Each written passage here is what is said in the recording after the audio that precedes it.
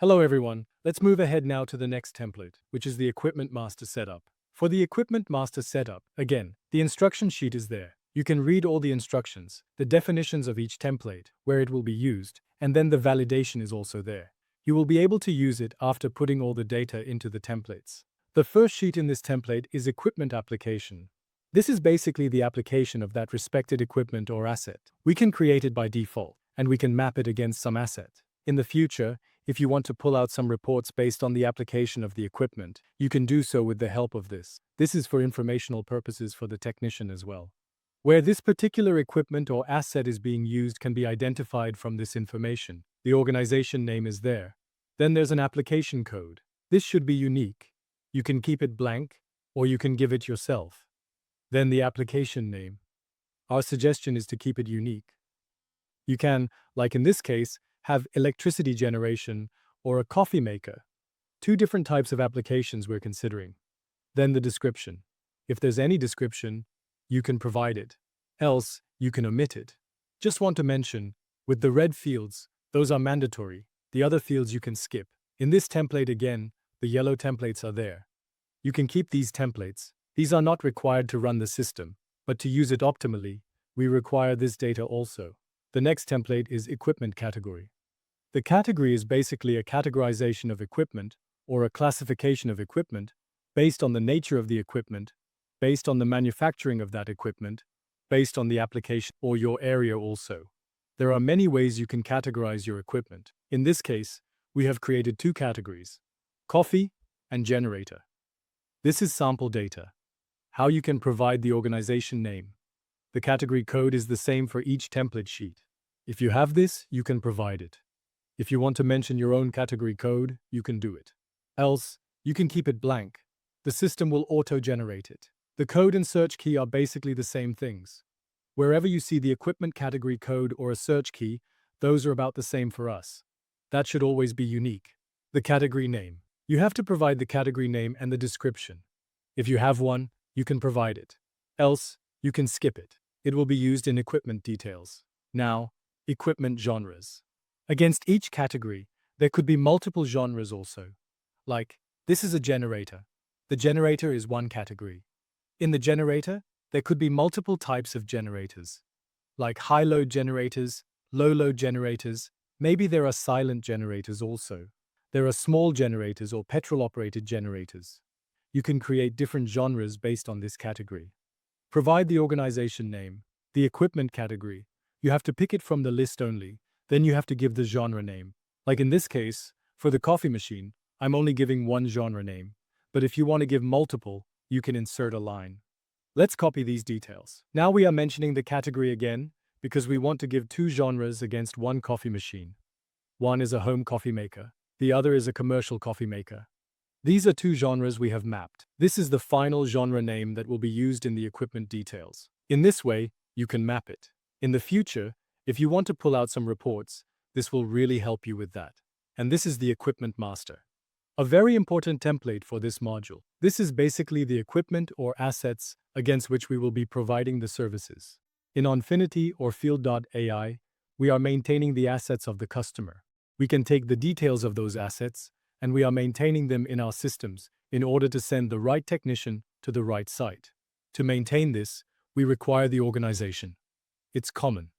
Then the asset is basically the equipment. That's your search key.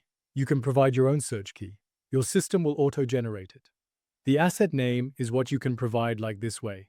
It's a suggestion to keep the manufacturer name in the asset name in order to identify it easily whenever the technician is seeing it through a mobile application. Although when he clicks on it, he will get all the information on the mobile application. But for the first instance, it's very important where he's clicking, what asset he's selecting. The suggestion is to provide a manufacturer name in this. Else, you're going to create your own assets. Then there's the guarantee date, until when this asset's guarantee is valid. In some cases, you might be providing the assets as well, and there are some guarantee dates against that asset. You can map that also. When you are generating the invoices, you will know whether this asset is under guarantee or not. Is it owned or not? You can select it. If it is owned by you, then you don't have to provide the customer name. Y means yes, then it's owned by you. In this case, it's N because we are maintaining the assets of the customer. Equipment category, like I said, generators, I pick it from here. The equipment category is coming from here. You can select it.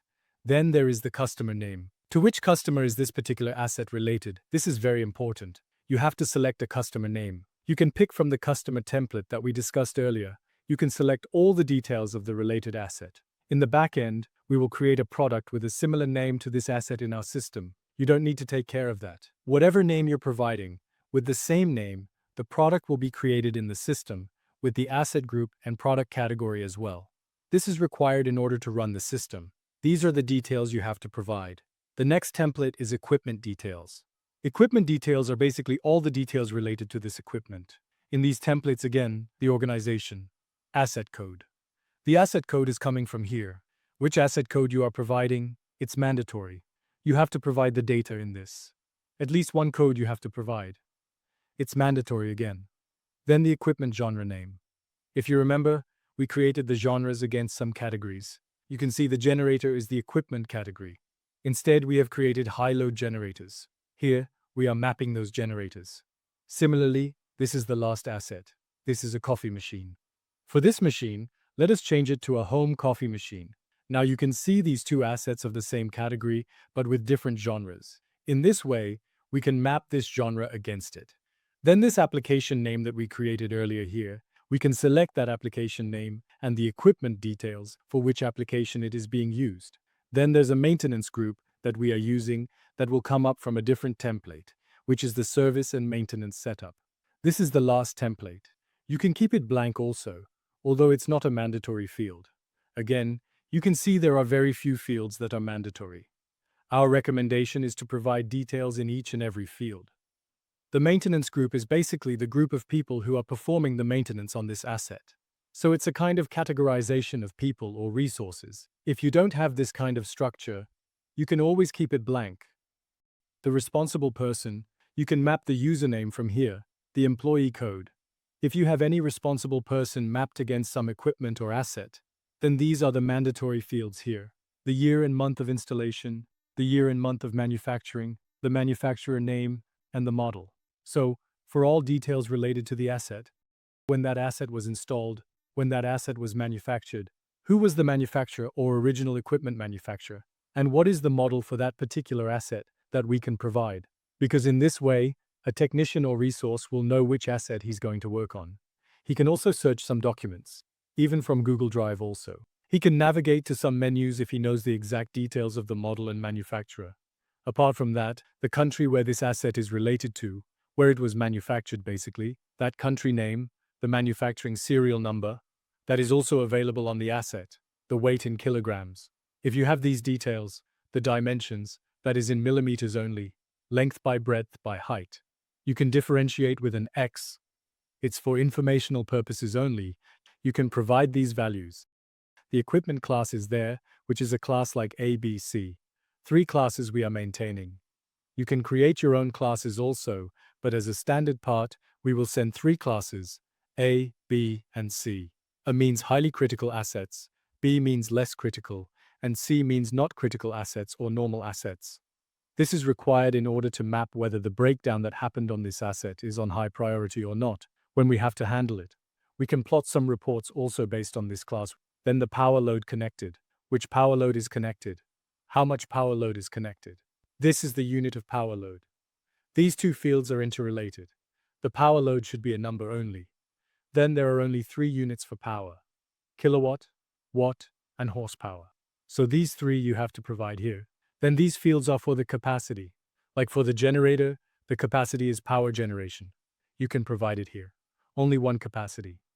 The power generation is in kVA, kilowatt ampere generation of power. Then for the coffee maker, it's milliliters per hour. How many liters that coffee machine is making per hour? It's 400 milliliters per hour, 500 milliliters per hour.